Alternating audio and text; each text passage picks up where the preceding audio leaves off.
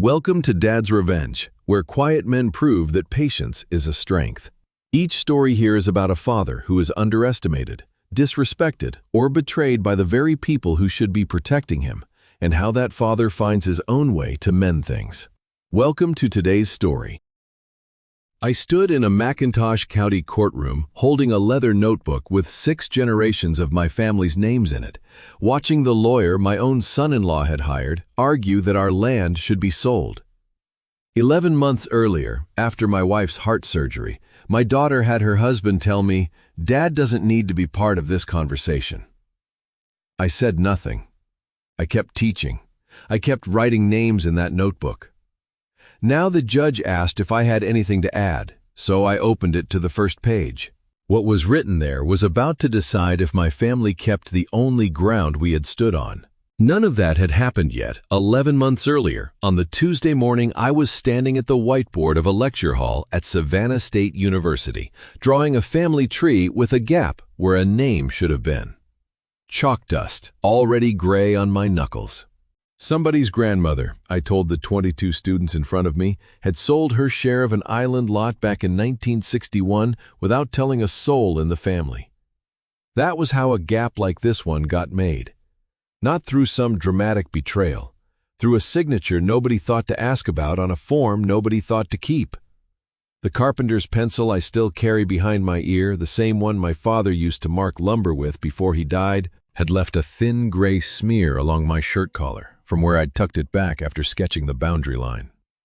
I would not notice that smear until Sarah pointed it out that night and laughed the last easy laugh either of us would have for a while, though neither of us knew that yet. "This is what happens," I said, tapping the marker against the empty box, "when nobody writes anything down." A young woman in the second row raised her hand and asked whether a family could ever get land back once it had left the bloodline for good. I told her it depended entirely on what proof was still standing when somebody finally went looking for it. A young man by the window asked a harder question, whether it was even worth fighting for a piece of ground that small, that far from anything anybody cared about. I told him the size of the land was never really the argument. The argument was always about who got to decide. 38 years of teaching this exact subject, and I still did not know, standing there with chalk on my fingers, how soon I would need my own answer to both of those questions. I have a habit, after 38 years, of never running past the hour. I write the closing thought on the board with 2 minutes left and let the class copy it down and send them off before the bell even sounds, because I have always believed a lesson should end the way a good deed does, before anyone has to ask you to stop. That morning, the closing thought was 5 words long. A name kept is a name owed. I was still underlining it when my phone buzzed once against my thigh. I ignored it the way I had ignored it for 38 years of standing in front of a classroom, because a lecture does not stop for a phone in a man's pocket. It buzzed again. Then a third time, 3 short pulses in a row, which was not how anybody in my life texted me. Dennis, down in facilities, sent long, rambling messages about mop heads and football scores, one word running into the next with no punctuation anywhere. My wife Sarah called instead of texting, because typing on a small screen, she always said, made her feel like an old woman, which she was not and never would be as far as I was concerned. 3 buzzes in a row belonged to neither one of them. I finished the sentence I was in the middle of, capped the marker, and let the class go 4 minutes early, which I had not done in longer than I could remember. The students filed out slow, still arguing with each other about the family on the whiteboard, about who deserved what. One of them, the young man from the window, called back over his shoulder that he still thought I was wrong about the size not mattering. I told him to bring me a better argument on Thursday. I gathered my folder, slid the carpenter's pencil back behind my ear, and pulled the phone out, already composing in my head some mild joke for whoever it was. Dennis, probably. Wanting to know if the university had finally signed off on the new mop heads. The screen did not say Dennis. It said Memorial Hospital, Savannah. I stood there a moment in the emptying classroom, the eraser still warm in my other hand, telling myself it was probably nothing. A wrong number, a billing question about Sarah's checkup the month before. People got calls from hospitals for all kinds of ordinary reasons, and I had lived 73 years without one of them meaning what I was suddenly afraid this one meant. My thumb hovered over the green circle. 3 missed calls sat stacked above it, all from the same number, all inside the last 6 minutes. I do not remember deciding to answer. I remember the hallway outside the lecture room gone very quiet, emptied of students now, my own footsteps loud against the tile in a way they never were during passing period. The fluorescent light overhead humming at a pitch I had never once noticed in 38 years of walking beneath it. I remember my own voice, steadier than I felt, saying, "This is Cassius Walls." Dr. Alan Scott's voice was measured in the particular way of a man who has delivered this exact sentence to 100 other husbands before me. "Mrs. Walls came in this morning for her follow-up echocardiogram," he said, "and I need you to come to the hospital as soon as you're able. Not urgent enough for an ambulance yet," he added before I could ask, "but urgent enough that I don't want you finding this out over the phone." I said I was already walking. I do not remember the walk to my truck, only that I was in it key-turning before I had fully decided to leave. 20 minutes from campus to Memorial on a good day. I made it in 14 and did not remember a single traffic light along the way, only the sound of my own thumb tapping against the steering wheel at every stop, counting out a rhythm that had no music in it. Dr. Scott met me in a small consultation room off the cardiology wing, a folder open on the table between us before I had even sat down. "Sarah has significant aortic stenosis," he said. "The valve controlling blood flow out of her heart has narrowed considerably, and it has likely been narrowing for longer than any of us realized. Her heart has been working harder than it should have for months." 4 months. I did not ask him to be more specific about that number because some part of me was already supplying my own count. February, on the back porch steps, when she stopped halfway up and made a show of checking on the azaleas until her breathing evened out.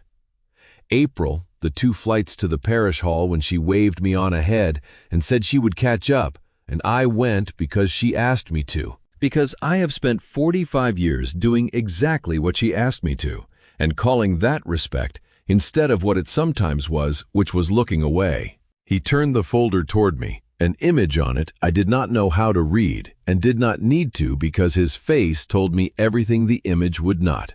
"She needs surgery," I said. Not a question. "Open heart surgery," he said. "Valve replacement. Given how far the narrowing has progressed, we don't want to wait. I would like to schedule it inside the next 2 to 3 weeks. I nodded the way you nod when a piece of information is too large to fit through the door of your understanding all at once, so you let it in sideways, in pieces over several nods instead of one.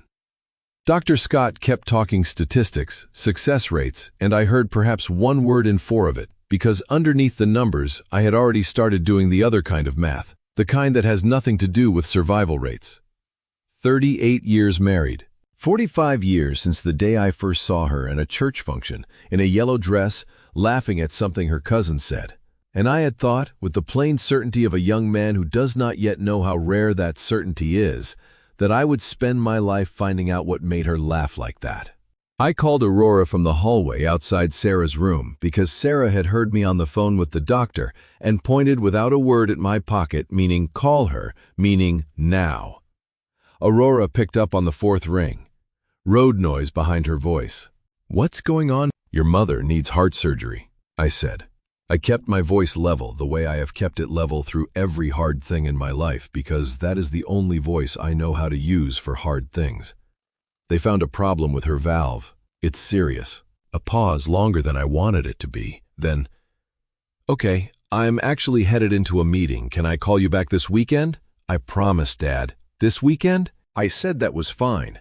I am not certain now why I said that was fine, except that saying anything else would have required a kind of directness I have never once used with my own daughter, not in 42 years, and old habits do not break themselves just because the ground underneath them has. I hung up and stood in the hallway a moment, phone still warm in my hand. And that was when I noticed it. A missed call. One from a number I did not recognize, no area code I could place, sitting in my call log directly beneath Aurora's name. It had come in sometime during the drive while I was counting traffic lights. I could not remember passing. I looked at it for perhaps 2 seconds. Wrong number, I decided. Some robocall about my truck's extended warranty. The kind Dennis was always complaining about, getting 3 times a day. I put the phone back in my pocket and did not think of it again. I have wondered since, more than once, whether I would have looked at that number twice if I had not been standing in a hospital hallway with my wife's diagnosis still ringing in my ears, if some part of me had not needed right then for one thing in my life to be nothing at all. Through the small window in Sarah's door, I could see her sitting up against the pillows, watching me. When I pushed the door open, she looked past my face and straight at my hand, still holding the phone. "Did she say anything?" Sarah asked before I had even crossed the room. "She's going to call this weekend," I said. Sarah looked at me for a long moment, the particular look she has used on me for 45 years, when she already knows the answer to a question and is only waiting to see whether I will tell her the truth or the kinder version of it. I gave her the kinder version. I always did. The room they moved Sarah to that evening faced west, and by the time the nurses finished the pre-surgery checklist, the light coming through the blinds had gone the particular gold that only happens for about 20 minutes in the low country, right before it gives up and goes gray. A tray of untouched dinner sat cooling on the rolling table beside her because she was not allowed to eat past midnight and had decided, out of some private stubbornness I did not question, to stop eating 4 hours early instead. I sat in the vinyl chair I had already spent 4 evenings in that week, close enough to the bed that our knees nearly touched, and Sarah reached over and took my hand before I had even finished sitting down all the way. "There's something I need to tell you," she said, "before they take me back there tomorrow." I told her it could wait. I told her she needed to rest, that whatever it was would keep until after when she was strong enough to say it properly. And I even reached for the remote to find something on the television that might carry us both somewhere easier for an hour. Sarah put her hand flat over mine before I could turn it on, and looked at me the way she has looked at me for 45 years when I am trying to manage her instead of listening to her. Which is a very particular look, patient on the surface and immovable underneath it. "It cannot wait, Walter." She caught herself. "Cassius." "It cannot wait, Cassius, and you know that as well as I do because you have never once in your life put off saying the hard thing until it was convenient, and I am not going to start being the exception to that now, tonight of all nights." I stopped arguing. I have learned across 45 years exactly which of Sarah's sentences are requests and which ones are simply informing me of a decision already made. This one was the second kind, and I set the remote back down on the tray table without looking at it again. "Do you remember," she said, her thumb moving slowly back and forth across my knuckles, the week we drove Aurora up to Athens for her freshman year? The dormitory with the brick courtyard. You wore that shirt. I remembered the shirt. A heritage program had printed it for a lecture series I had given that spring, dark green with the outline of the island stitched small over the pocket. I had worn it because I was proud of it, the way a younger man wears a wedding ring he has not yet gotten used to the weight of, checking his hand in doorways just to see it catch the light. "You stood in that courtyard," Sarah said, "and you started telling her new roommate's parents about the praise house, about the burial ground, about your grandfather's grandfather.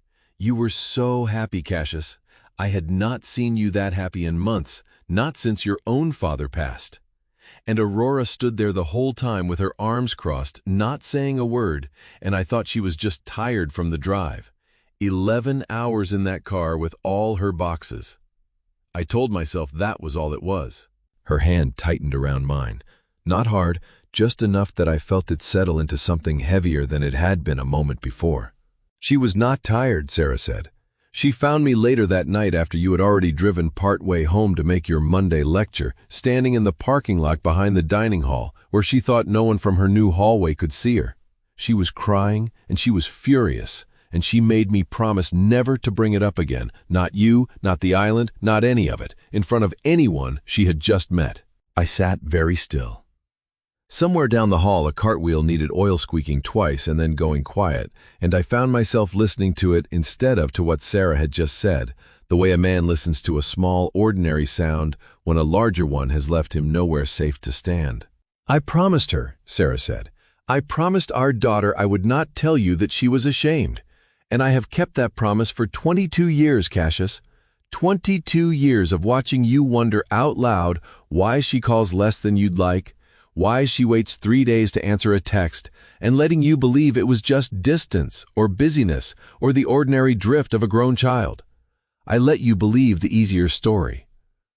I do not know anymore whether keeping that promise was love or whether it was just another kind of lie. One I told myself was smaller than it actually was. I did not say anything. I am not sure, sitting there with the last of the gold light sliding off the wall, that I had a single sentence in me large enough to hold what she had just handed me. 22 years of Sunday phone calls that ended sooner than I wanted. 22 years of telling myself on the drive home from every visit that felt shorter than it should have, that this was simply how it went between fathers and grown daughters, that I was asking too much of a woman with her own life to build. So I did the only thing I have ever known how to do with something too large to carry all at once. I held her hand tighter, and I waited for whatever came next, because some part of me already understood from the way her breath had caught before she said Athens that she was not finished. Sarah said Aurora had been standing under the loading dock light behind the dining hall, the kind that hums and flickers and draws moths even in August, and that her mascara had run in 2 thin lines she kept wiping at with the back of her wrist, more angry at the crying than at whatever had caused it. She had made Sarah walk all the way around the building to find her, away from the courtyard, away from anyone who might still be unloading boxes at 9 at night. She said, "I don't want to spend the next 4 years being the girl whose father talks about graveyards." Sarah's voice had gone very quiet by then, quiet in the way a person gets when they are repeating words they have carried so long the edges have gone smooth. She said, "I want people to meet me, not the whole history lecture that comes with me." And then she said, "Please, Mom, just this once, let me be someone new." I did not move. Somewhere outside the window, a car alarm went off in the parking garage and cut itself short. And I remember being grateful for it, the way you are grateful for anything that gives your mind somewhere to go besides the thing it has just been told. She was 18, Sarah said, and she was scared, and she said something cruel, because scared people often do. I am not defending it. I am only telling you what I know to be true, which is that our daughter has spent 22 years being ashamed of the very thing that makes you who you are. And I let her have that shame in private, instead of making her face what it cost. I thought sitting there about a different version of Aurora entirely. 6 years old, barefoot on the tabby road out to the burial ground, asking me to name every ancestor on every stone until she had them memorized well enough to recite them back to me like a song. She used to correct visitors who mispronounced Geechee. She used to tell her 3rd grade class unprompted that her family had been on that island since before the state of Georgia existed in its current shape, and come home proud of the blank looks on their faces. I did not know exactly when that girl had folded herself away and let this other one, the one ashamed of graveyards, take her place, only that I had apparently missed the entire hinge of it. I thought about the drive home from Athens that day. 4 hours alone with the radio off, composing in my head all the things I would tell my colleagues about how well the move had gone. I thought about every phone call since, the short ones, the ones that ended with Aurora saying she had somewhere to be. I had built an entire private explanation for all of it, one where the distance was simply what happens between a father and a daughter who has her own life now. And I had never once asked her directly whether that explanation was true, because some part of me I understood now had not wanted the real answer badly enough to risk it. "I am not angry with you," I told Sarah, and I meant it, though the words came out slower than I intended, each one arriving separately instead of in a sentence. "I know," she said. "That is somehow worse. I would almost rather you shout at me, Cassius, because then at least I would know you were letting yourself feel the whole size of it, instead of setting it aside to deal with quietly later, the way you set everything aside." I opened my mouth to answer her, though I am still not certain all these months later what I would have said. Whether I would have told her the truth, which was that I had noticed things, 2 small things, a slight flattening in Aurora's vowels whenever she called from Atlanta, the way she said the island's name once at a work dinner, as though it were somewhere she had only visited, not somewhere with 6 generations of our family under its dirt. I had noticed. I had asked her about it exactly once, years ago, over Christmas. "You don't sound like you're from the coast anymore," and she had laughed it off as nothing, and I had let it be nothing because asking again would have required an answer I was not prepared to receive. A knock came at the door before I found whatever I had been about to say. A nurse stepped in, young, brisk, a clipboard against her chest, and said it was time that they needed to start prepping Sarah for the morning, that visiting hours for tonight had technically already ended 15 minutes ago, and she had let it slide as long as she could because of how Sarah's chart read. Sarah squeezed my hand once, hard, and let go before I was ready for her to. The nurse began unhooking the monitor cables from the wall unit, coiling them with the practiced indifference of someone who had done this 1,000 times before, and would do it 1,000 times again, and the room filled with the small mechanical sounds of a bed being prepared to move. "Come back at dawn," Sarah said. "Bring the good coffee, not the machine in the lobby. And Cassius?" She paused, already being helped to sit up straighter for the nurse, her hospital gown slipping slightly off one shoulder. "Whatever you decide to do with what I just told you, do it for her, not against her." I said I would. I did not know standing there exactly what doing it for her would look like, only that the nurse was already wheeling equipment toward the bed, and Sarah's hand was slipping out of mine, and there was no more room left in that small, gold-lit room for the sentence I had not managed to finish. I counted the tiles between my chair and the coffee machine that morning, 11 of them, because Sarah had once told me that counting tiles was a bad habit, and I had never managed to break it, and because a waiting room gives a man very little else to do with the part of his mind that refuses to sit still. I drank 3 cups of coffee that all tasted faintly of the paper cup rather than of coffee itself. I read the same laminated safety poster about hand hygiene 4 times without absorbing a single sentence of it. Somewhere around the 2nd hour, I began composing silently the sentence I had not managed to finish the night before, and got no closer to the end of it than I had been with the door closing between us.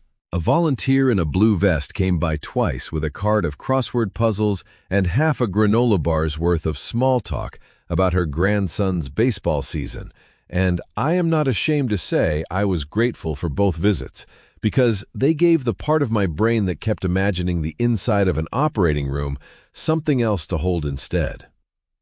Somewhere in the 3rd hour, I found myself thinking of the 2 of us young, 30 years younger, sitting on the tailgate of my first truck, watching a storm come in off the Sound, Sarah betting me $1 it would hit us before we got the windows up. She had been right.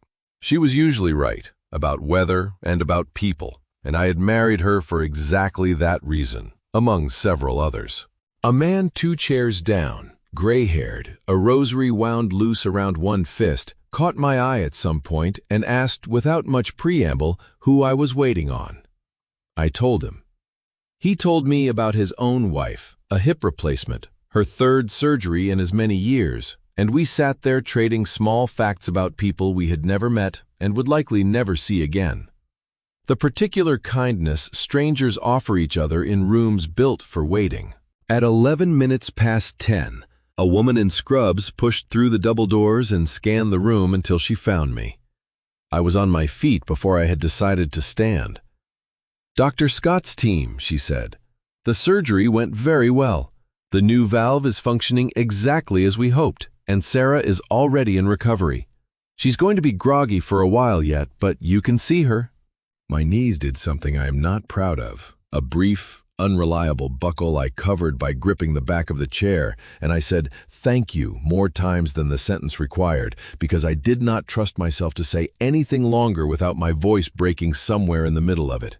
The walk down that corridor felt longer than any hallway I had ever crossed in 38 years of crossing hallways for a living, though it could not have been more than 40 steps.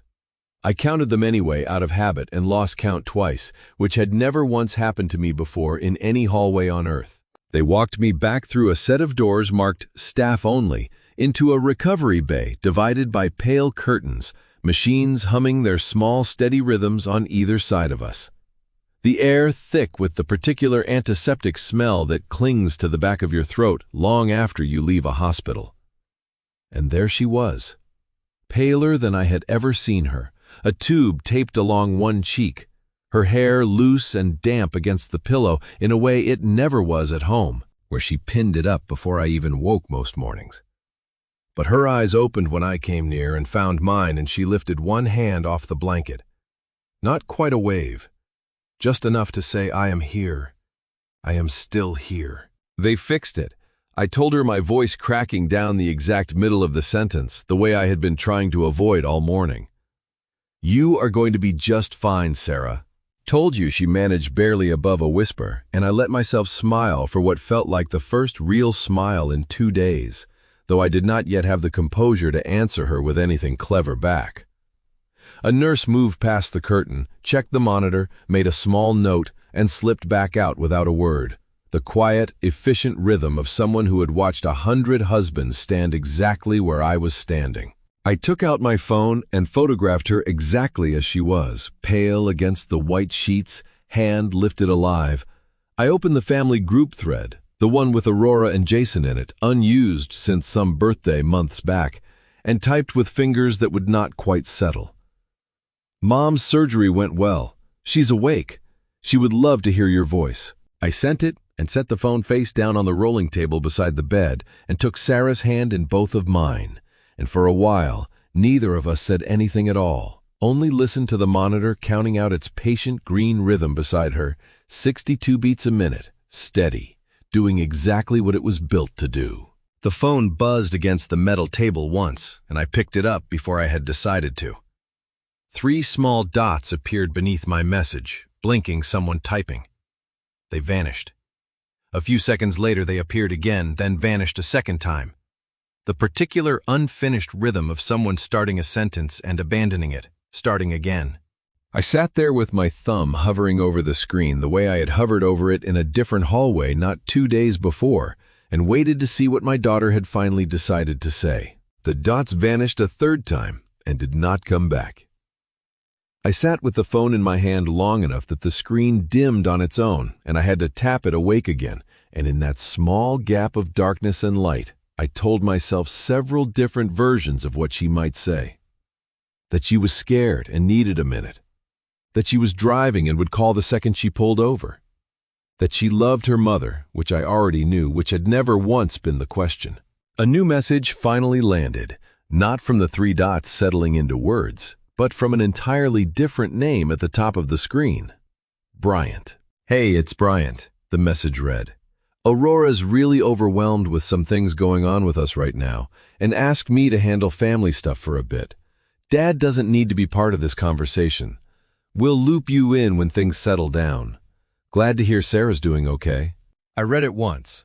I read it a second time, not because the words had changed meaning between readings, but because some part of me kept expecting them to, the way you reread a number on a bill, hoping the total will be different the second time you add it up. It never is.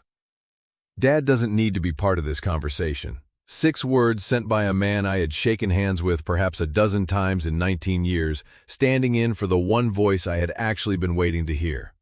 I thought about every time in 42 years I had let a message travel through someone else on its way to me. Sarah relaying what Aurora had really meant by a short phone call. A birthday card signed only in Aurora's hand but clearly from the wording drafted with help. Even the wedding all those years ago, when it had been Sarah who told me gently that Aurora would rather I wore the gray suit than the one with my university's colors stitched into the lapel, because Sarah had understood, long before I let myself understand it, that some part of our daughter needed a buffer between herself and whatever she thought I represented. I had accepted every one of those buffers without much complaint, telling myself it was simply how some families communicated, softer, indirect, nothing to take personally. I did not have a word yet, sitting there with the phone in my hand, for what it felt like to realize the buffer had become the entire conversation. I looked over at Sarah. Her eyes were closed, her breathing slow and even, the anesthesia still pulling her under in shallow waves. She did not see my face. I was glad of that in the moment, though I could not have told you exactly why, except that some instinct in me still wanted to protect her from this too, on top of everything else her body had been through in the last several hours. as though there were a finite amount of hard news a person should have to absorb in a single day, and she had already met her limit twice over. I did not type anything back. My thumb hovered over the keyboard for a while, long enough that the screen dimmed again, and I let it. There were a dozen things I could have written. Something short and dignified, something that let Bryant know without raising my voice on a screen where no one could hear a voice raised anyway, that a message like that one did not simply pass through a man without cost. I chose none of them, because every version I composed in my head sounded either too wounded or too controlled, and I did not trust myself in that particular hour to find the version that was simply true. I set the phone face down on the rolling table next to the tissue box and the little paper cup of water no one had touched. The monitor kept its rhythm. Somewhere beyond the curtain, a cartwheel rolled past one wheel slightly out of true, ticking against the floor at a steady interval. The overhead light hummed at that same pitch I had noticed twice already that week, without ever placing where I had heard it before. My hands stayed folded in my lap, still the way I hold them at the front of a lecture hall when a student says something I need a moment to absorb before I answer it. I did not move for a long while. I only sat and breathed and let the room be exactly as quiet as it already was. The green line on the monitor, tracing its patient shape across the screen, over and over, asking nothing of me at all. Sarah stirred first, a small shift of her shoulders against the pillow, her eyelids fluttering open halfway, still heavy, still fighting the drugs. She turned her head toward me slow, and her eyes found the phone lying face down on the table before they found my face. "Did she say anything?" Sarah asked, her voice thick and slurred at the edges, barely above the hum of the machines around her. I looked at the phone. I looked at my wife, who had just come back from somewhere very far away and did not yet have the strength to hear the true shape of the answer, and I understood in that half-second before I spoke that I was about to do the exact thing Sarah had confessed to me the night before, the exact thing I had told her not 18 hours earlier that I forgave her for. "Not yet," I said. 3 weeks after the surgery, Sarah was strong enough to argue with the evening news again, which I had come to treat as a more reliable recovery marker than anything written on her chart. The house had settled into a new rhythm by then. Medications lined up on the kitchen counter in the order she took them, a grabber tool from the pharmacy leaning against the pantry door so she would not have to reach the high shelves. 4 alarms a day on my phone that I had stopped needing after the first week but kept anyway out of something between habit and superstition. She was in the reading chair I had moved down from the guest room the day she came home, working her way through a mystery novel she kept threatening to finish, and never quite did when the doorbell rang 2 short rings, fast, confident, the ring of a man who had already decided it was a good time to visit rather than a man asking permission for one. I dried my hands on the dish towel and went to answer it. Bryant stood on the porch, alone, no Aurora beside him, holding a cellophane-wrapped fruit basket, roughly the size of a small satellite dish, and wearing the kind of pressed casual outfit that takes more effort than a suit does. He smiled the smile he had been aiming at me for 19 years, wide, warm, calibrated to exactly the right temperature for the occasion. "Cassius," he said, extending the basket toward me with both hands like an offering. "I should have come by sooner. How's Sarah doing?" "Come in," I told him, because there was no version of that sentence where I did not, whatever I might have preferred. He stepped past me into the living room and looked around it the way he always looks around rooms, not rudely, not obviously, just with a quality of attention that seemed to be taking inventory without appearing to. He spotted Sarah in her chair, and his face rearranged itself into something more careful. "Sarah," he said, crossing to her, bending down to press a light kiss near her cheek, "you look wonderful. You had us all so worried." "Did you?" Sarah said, pleasant, using the particular tone she reserves for people she is being careful around, sweet as powdered sugar and just as substantial. "That's kind of you to say, Bryant. Sit, please. Cassius will get you something to drink." He sat on the edge of the sofa across from her, and I brought sweet tea I did not think he wanted, but that a person in this house always offers a guest, and for the better part of 20 minutes, he asked all the right questions in roughly the right order. How was her energy? Had the physical therapy started? Was she sleeping through the night yet, or still propped up on the extra pillows the surgeon had recommended? Sarah answered each question with the same pleasant, measured tone, And I watched her, watching him. Her eyes doing something separate from the polite shape of her mouth, cataloging something the rest of her face was not letting on to. I noticed the way I noticed most things eventually, that not once in those 20 minutes did he ask what the surgery had actually felt like, or whether she had been frightened lying on that table. Only whether the machine of her was running again, the way you ask about a car after a repair. Is it back on the road yet? Not, how did it feel to almost not be? Cassius, he said, eventually turning to me, his voice shifting into a register I recognized from late-night financial programs. Reasonable, warm, moving steadily towards some number he had not yet named. I actually wanted to talk to you about something. I told him I was listening. Aurora and I have been thinking a lot about you two, he said, especially with everything happening. About making sure things are handled properly going forward. The property out on Sapelo especially. I know how these old family land situations can get complicated. Heirs, property and all that, shares scattered across a dozen relatives who haven't talked to each other in years. It's a mess waiting to happen if nobody's managing it properly. Managing it, I repeated. Managing it how? Just making sure it's protected, he said, spreading his hands open. Generous, reasonable, the posture of a man offering shelter rather than asking for anything at all. A little professional guidance never hurts with something this valuable. We'd want to make sure everything was in good order, especially with your and Sarah's health being what it is right now. Peace of mind, really. That's all this is. Nobody wants to see a family end up fighting over a piece of land in some courtroom because the paperwork was never cleaned up.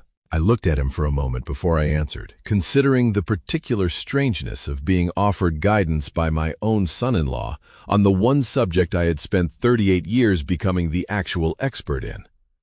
I had written the county's informal guide to heirs' property disputes, the one the clerk's office still photocopied for families walking in confused about a deed with 9 names on it and no clear owner.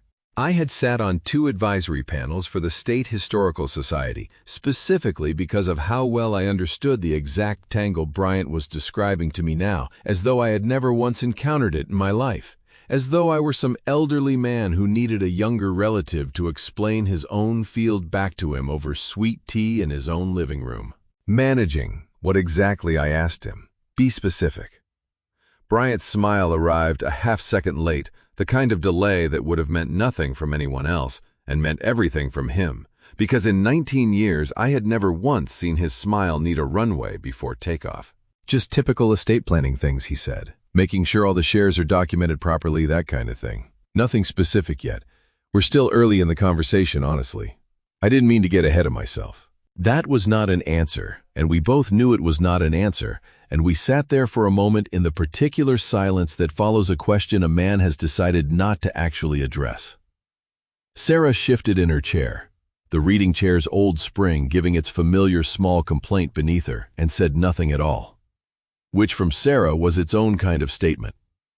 I have known that woman 45 years, and there is a version of her silence that agrees with you, and a version that is simply waiting for the room to empty out so she can say what she actually thinks. And I knew, watching her hands fold themselves in her lap, which version this one was. Bryant checked his watch, apologized for the time, said something about traffic building on the causeway this time of evening, and stood. He thanked Sarah again for the tea, told her to rest up, and I walked him to the door. The way I walk every guest to the door, out of habit more than warmth in this particular case. On the porch, he shook my hand a beat too long, the same practiced grip he always used, and said we would talk more soon, that he just wanted what was best for both of us, that families should be able to trust each other with this kind of thing. I told him I appreciated that because it is what you say, and watched him walk down the front steps toward his car parked at the curb beneath the one working streetlight on our block. I went back inside and found the pitcher of sweet tea still sitting on the side table, half full, condensation pooling on the wood beneath it. A coaster I had forgotten to slide underneath in time. Sarah looked up at me from her chair, opened her mouth as though she meant to say something about what she had just watched, then closed it again, saving it, I understood, for later. when the porch light was not still visible through the front window. I picked up the pitcher to carry it back to the kitchen, and remembered halfway there that I had left my own glass out on the porch rail earlier, set down when the doorbell first rang, and never picked back up. I stepped back outside for it. Bryant's car was still at the curb, engine running, driver's door open. On the far side, the dome light casting a small yellow square onto the pavement. He had not driven off yet. He was sitting sideways in the seat, one foot still on the ground, phone pressed to his ear, his voice carrying farther than he likely realized, across the quiet of the street. The door opened just enough to let the sound travel clean instead of muffled by glass. "Look, I heard him say we need to move on the undetermined shares before he starts asking real questions. Some of those cousins haven't touched that land in 30 years. They'll take the first number anyone offers them." I stood very still on my own porch glass, forgotten in my hand. The ice inside it long since melted to lukewarm water. A dog barked somewhere down the block twice, then quiet. And I found myself holding perfectly still the way I used to hold still as a boy, listening for my father's truck to turn onto our road. Some old animal instinct for not wanting to be caught listening. "If we can get enough of them signed before it goes anywhere near a partition filing," he said, "we control how the whole thing plays out, instead of leaving it up to some judge who doesn't know the family from Adam." "No, I know. Just get me the list of names by Friday." The car door shut, then cutting the rest of it off mid-sentence, and the engine noise rose and pulled away down the street, taillights shrinking into the dark until the corner swallowed them whole. I stood on the porch a long while after the sound of it had gone, turning two phrases over and over until they had worn smooth from the handling. Undetermined shares. Partition filing. Words I had used myself in lecture halls, in advisory meetings, describing exactly this kind of maneuver in exactly this kind of family, always as something that happened to other people, other names, other islands. I did not know yet exactly what those words meant stacked together like that in Bryant's mouth in that particular order. I only knew standing there with a glass of warm water going warmer in my hand that I had spent 38 years teaching the precise shape of what a family loses when somebody starts moving on shares before anyone else knows to ask real questions. And that I had just heard my own son-in-law describe almost word for word the opening move of it. Through the front window behind me, I could see Sarah still sitting in her chair, the mystery novel closed now on her lap, watching me through the glass with an expression I could not read from that distance, though I suspected even then that whatever question she was about to ask me when I came back inside was not going to be one I had a comfortable answer for. The ferry to Sapelo runs twice a day out of Meridian, and I have made that crossing enough times across 38 years that I no longer need to check the schedule posted at the dock. Only the tide, because the tide is the thing that actually decides when a man gets home again. I took the morning boat that Thursday, the one mostly filled with state wildlife workers and a handful of researchers from the Marine Institute, and stood at the rail the whole crossing instead of sitting inside, watching the marsh grass go from green to gold as we cleared the sound. I go out to Hog Hammock most months to walk the family burial ground. Not because it needs walking exactly, but because a record kept only on paper drifts from the ground. It describes if nobody checks the two against each other now and then.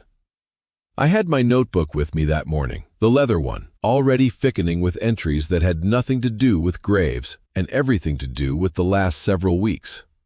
That morning's task had been the Bettis row, 3 markers weathered nearly smooth, dates I had cross-checked years ago against a church register in Darien, and confirmed again every visit since, because confirming a thing once is not the same as keeping it confirmed. Amelia Holloway was already out near the fence line when I got there, kneeling by her sister's marker, with a pair of clippers cutting back the wax myrtle that grows faster than anyone can keep after it. She has lived on that island longer than I've been alive, in any meaningful sense, 70-some years of it, and she straightened up when she heard my truck on the sand road and waited for me by the gate the way she always does, patient, unhurried. A woman who has never once in my memory been in a rush to say anything before it was ready to be said. "Cassius," she said, "I was hoping I'd catch you before too long." I told her I'd come to check the wall's plots, same as always, and asked how her hip was holding up after the winter. She waved the question off, the way she waves off most questions about herself, and looked past me toward the sand road, empty in both directions, before she spoke again, her voice dropping into a register meant for exactly the two of us and no one else on that quiet stretch of ground. "Your son-in-law's been asking around," she said. I asked her what she meant by asking around. "About the family shares," Amelia said. "He came by my place back in the spring, before your wife's surgery, even real friendly, asking did I know how the Walls' land was split up among the cousins these days? Who still held a piece, and who might have drifted off from it? I didn't think much of it at the time. Folks ask about the old plots all the time. Historians, students, your own kind of people, Cassius. But he wasn't asking like a historian asks." I told her I understood, though I was not certain standing there that I did, yet not fully. "He hadn't come to me with any of that," I said. "Not one word about talking to family on this end." "There's cousins up in Atlanta," she went on, lowering her voice further still, though there was no one within a quarter mile to hear either of us. "Some of the Bettis line and one of the younger Simmons boys, none of them been back to this island in going on 15 years, some of them longer. They hold shares, same as you do, on paper, even if their feet haven't touched this sand since they were children. If somebody came around offering real money for a piece of dirt they've never once had a use for, Cassius, I don't know that all of them would say no." I looked out over the burial ground, the rows of markers going back further than any deed office in the state had bothered to record properly.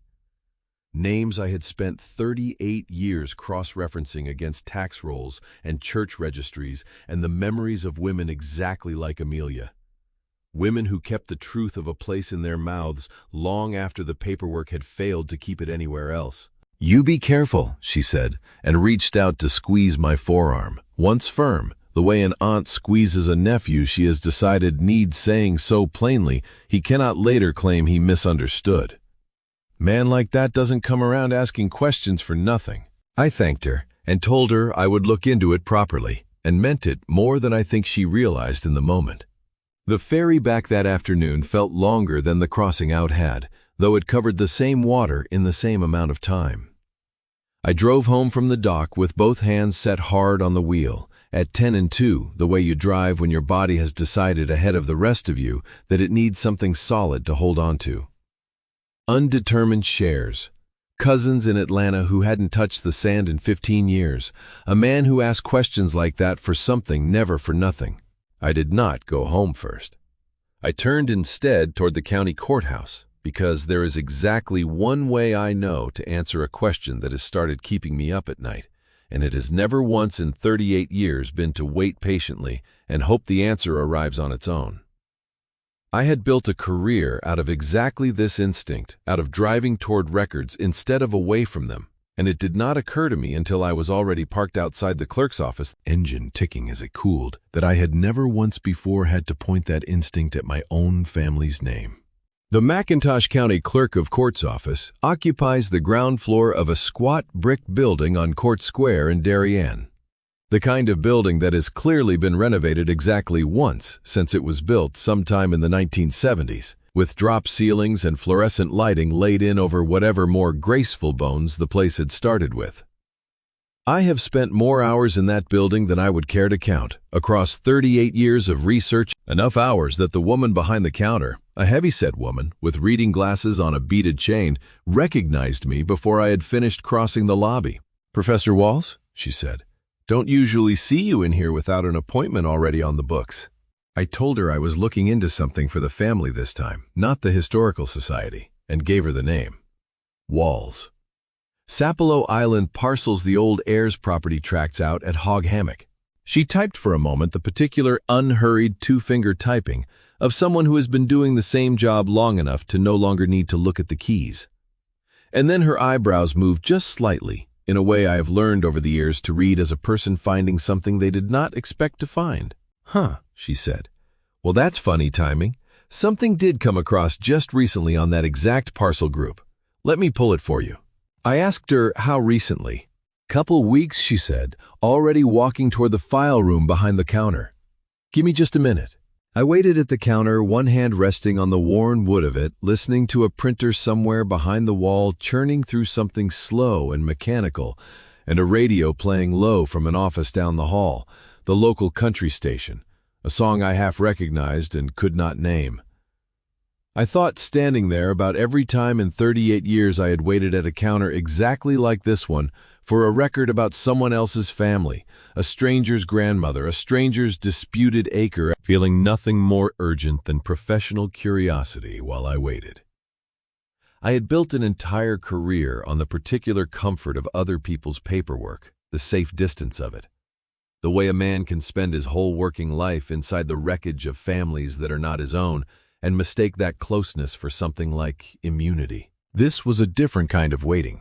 My shirt had gone damp at the collar despite the office's aggressive air conditioning, and I found myself doing the thing Sarah always teases me for, straightening a stack of county pamphlets on the counter that did not need straightening, because my hands needed something to organize while the rest of me held still. A young couple came in behind me, asking about a marriage license, their voices bright and unhurried in the particular way of people whose business at a courthouse counter is a happy one.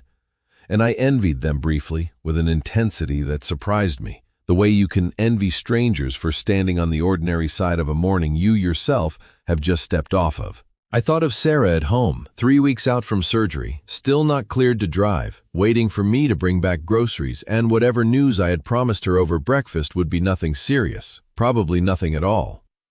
I had told her that with more confidence than I actually possessed, the way I had told her a great many things lately, with more confidence than I possessed, because some old instinct in me still believed a calm voice could hold a house together, even when the man using it had no earthly idea whether that was true anymore. The clerk came back with a manila folder thicker than I expected and set it on the counter between us and looked at me for a moment before she slid it fully across, an expression on her face I would call curious if I were being generous, and concerned if I were being honest, the look of someone who has read enough of a document to have an opinion about it and is professionally required not to share that opinion with the person standing in front of her. "You'll want to sit down for this one," she said, and nodded toward the row of plastic chairs along the wall. "Take your time. I'll be right here if you need anything explained." I did not sit down.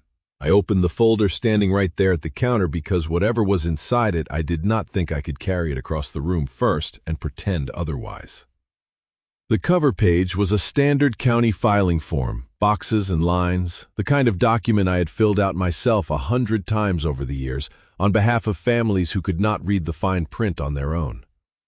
My eyes went first to the case number, then down to the line beneath it, the one marked Petitioner, and the name printed there in plain black type was not a person's name at all. Golden Isles Coastal Development Partners, LLC. I read it twice the way I had read Bryant's text message 3 weeks earlier, waiting for the second reading to soften what the first one had already made unmistakably clear. It did not soften. Fluorescent light hummed overhead the same particular pitch I seemed to keep finding myself standing under lately, and somewhere behind me the young couple laughed at something the clerk had said about their paperwork, a bright, ordinary sound from a different kind of morning than the one I appeared to be having. I looked up at the clerk. "Is there more?" I asked her, though some part of me already knew the answer before she gave it. "There's more," she said gently, and reached over to turn the page for me herself. The way you help someone whose hands you can already tell are not entirely steady. The second page was a legal description of the property, the same kind of language I had read 1,000 times in other people's files and never once expected to see attached to my own family's name. Meets and bounds running from a marked live oak to a tidal creek and back again, boundaries drawn by surveyors more than a century ago, and never seriously questioned since, because nobody outside the family had ever wanted the land badly enough to question them. I recognized the description without needing to check it against anything. I had walked every foot of that boundary myself, more than once, notebook in hand. The third page was a list, typed, numbered 1 through 11, names I recognized immediately because I had entered every one of them into my own notebook at some point across 38 years of keeping the family's record straight. Simmons, Bettis, Walls twice, cousins several times removed on my father's side. Beside 6 of the 11 names sat a small notation in a different font, added later evidently than the rest of the document. Consent obtained. I stood very still with the folder in both hands. 6 names out of 11, more than half a family's holding in that land already signed away to people who had never spent a single night on that island, sold by relatives who likely could not have pointed to the exact tract on a map if their lives had depended on it. Names. I could put faces to some of them, faded now. A boy I remembered from a single 4th of July cookout 20 years back. A woman whose mother I had sat with at a funeral. Both of them reduced now to a single line on a page and a small, clean phrase beside it: consent obtained. As though consent were the only word in the whole transaction that mattered. As though nobody needed to ask what they had actually understood themselves to be consenting to. I thought of Amelia's warning from 2 days before, the shape of it, landing now with the full weight I had not let it carry on the ferry ride home, and understood that I had arrived at this counter roughly 2 weeks too late to have stopped any of the 6. I do not remember turning to the 4th page so much as finding myself already on it, the way you sometimes find yourself already through a doorway, with no memory of the walking. It was a shorter page, mostly white space, a section near the bottom labeled Family Liaison and Point of Contact, the kind of administrative line a document like this includes, so a judge has someone specific to call if a question comes up that the lawyers cannot answer from the file alone. The name printed there, typed in the same plain black font as everything else, was Bryant T. Erickson. Below it, a title: Family Relations Coordinator, Golden Isles Coastal Development Partners, LLC. My hand holding the edge of the page began to shake. Not dramatically, just a small, fine tremor along the fingers. The kind I had felt exactly twice before in my life. Once standing outside a hospital room the morning my own father died, and once standing in a dark accounting office 20 years ago with a phone camera in my palm and a decision in front of me that I had not yet made. I set the folder down flat on the counter to stop the shaking from showing, though I do not think it worked as well as I intended it to. Family Relations Coordinator. Someone at that company had sat in a meeting at some point and given my son-in-law a title for the exact work of getting into rooms he had access to and I did not, kitchens on this side of the water, where a stranger from a development firm would never once be invited to sit down, but where a member of the family, a man who had shaken hands with half these cousins at Thanksgivings and christenings across 19 years, would be poured a glass of tea and asked how the kids were doing before anyone thought to ask him a harder question. I thought of the fruit basket on my own kitchen counter 3 weeks earlier, still half full of oranges nobody had gotten around to eating, and understood, standing there under the same fluorescent hum that had followed me through most of this year, that I had let the exact same man sit across from my recovering wife and call himself family while carrying a job title I was only now for the first time allowed to read. There was one more line on that page, small print, near the bottom margin I nearly skipped entirely in my hurry to make sense of the larger revelation above it. A scheduling note indicating the matter had already been assigned a docket number and a preliminary hearing date, still some weeks out, but no longer hypothetical. No longer a thing that might happen. A date, a courtroom, a judge whose name I did not yet know. Already somewhere on a calendar deciding, in effect, whether I would still have a family home to leave to anyone at all. I looked up at the clerk who had stepped a respectful few feet away to give me room, but was watching me now, with an expression that had moved past professional concern into something closer to plain human worry. "You all right, Professor Walls?" she asked.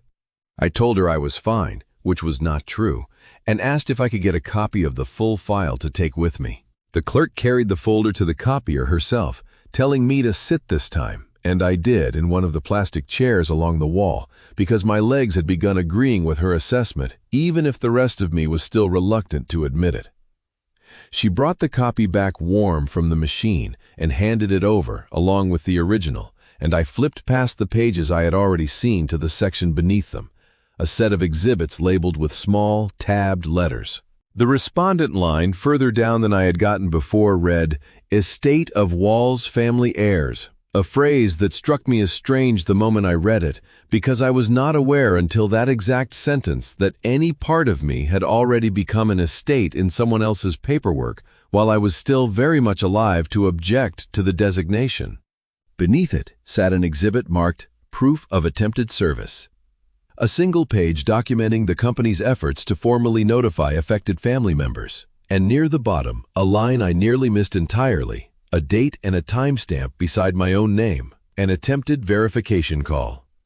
The notation read, "Unable to reach respondent, message not left per company policy." The date was the same Tuesday I had stood in a lecture hall, drawing a family tree on a whiteboard. The time, 6 minutes before 11 in the morning, matched almost exactly the missed call I had glanced at and dismissed in a hospital hallway that same day, certain it was nothing, certain it was a robocall about my truck's extended warranty. I pulled out my own phone, right there in the plastic chair, thumbed back through the call log I had never bothered clearing, and found it the same unfamiliar number sitting exactly where I remembered leaving it in my memory, unexamined, dismissed, filed away under nothing worth my attention on a morning that had already handed me more than I thought I could carry. It had not been nothing. It had been this. Someone from Golden Isles Coastal Development Partners had tried to reach me about my own family's land on the exact morning my wife went into surgery, and I had stood in that hallway and decided with real conviction that whatever it was could not possibly matter. I turned another page, and there, in a section labeled Internal Correspondence, attached apparently by some clerical error nobody had caught before filing, sat a printed email chain between two company addresses, subject line simply Sapelo Update. Undetermined shares, one line read, nearly verbatim the exact phrase I had heard through a car door, left open just enough to let sound travel clean. We control how this plays out. If we move before it goes anywhere near partition, some of these cousins will take the first number anyone offers. Another line read the sentence I had assumed, standing on my own porch a week earlier, belonged only to the private evening air between a man and his car. It had never been private. It had simply been mine to overhear, and now mine to read again, typed and dated and filed exactly as spoken, exactly as I remembered it. I do not remember setting the folder down. I remember it was down flat on my knees, and that I was looking at the far wall of that office without actually seeing anything on it. Somewhere behind the counter, the copier kept running for someone else's business, a slow mechanical rhythm paper feeding through at even intervals.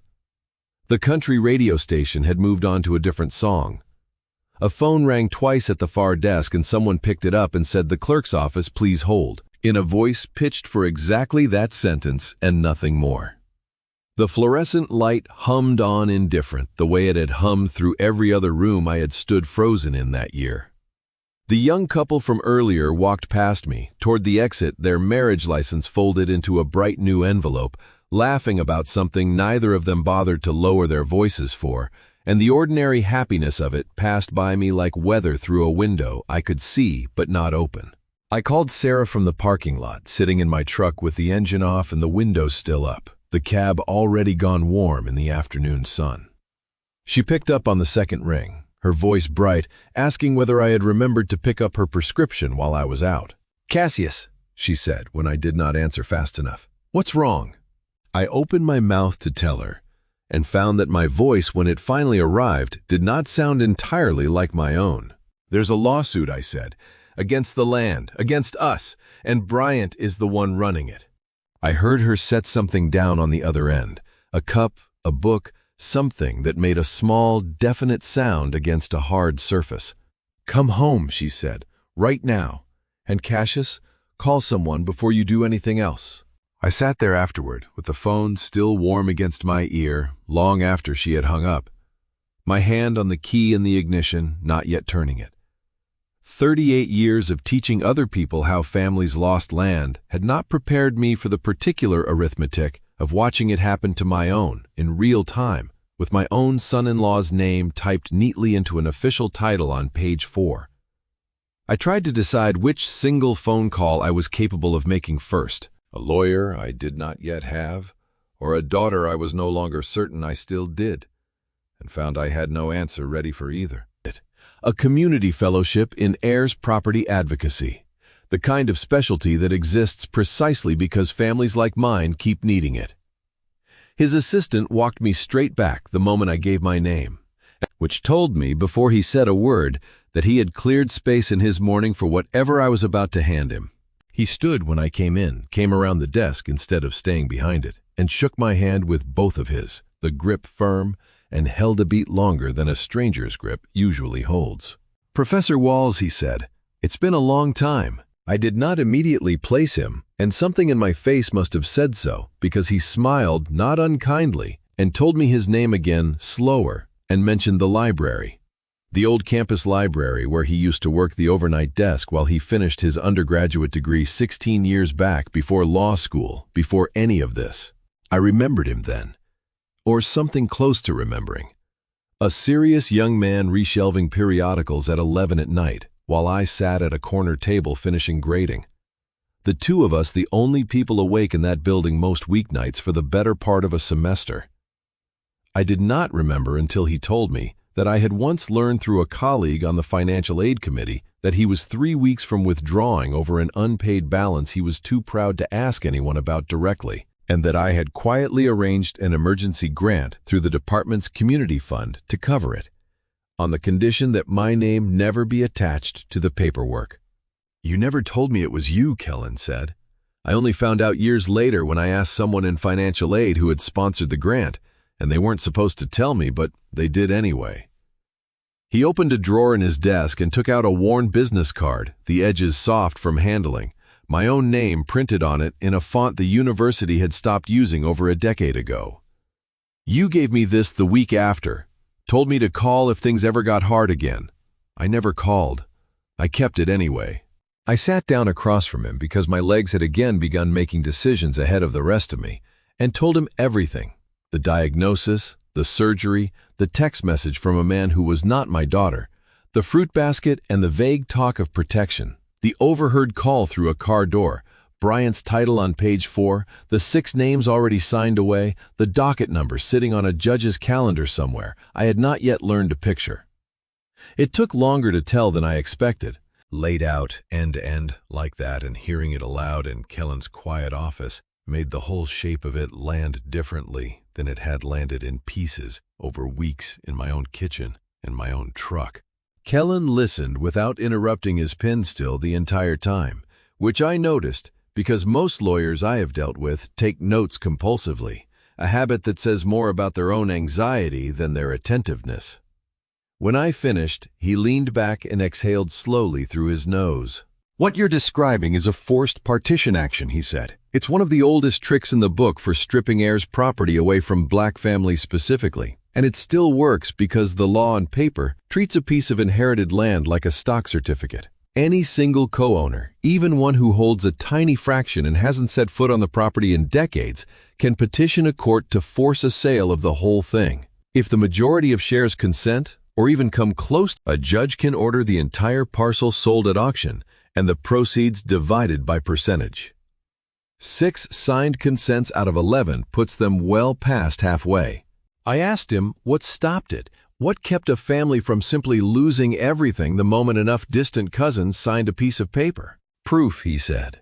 "Proof of continuous occupancy, proof of ancestral connection, a documented history strong enough that a judge has grounds to consider partition in kind instead of partition by sale, meaning the family keeps the land itself rather than a check for their percentage of what a developer paid for it.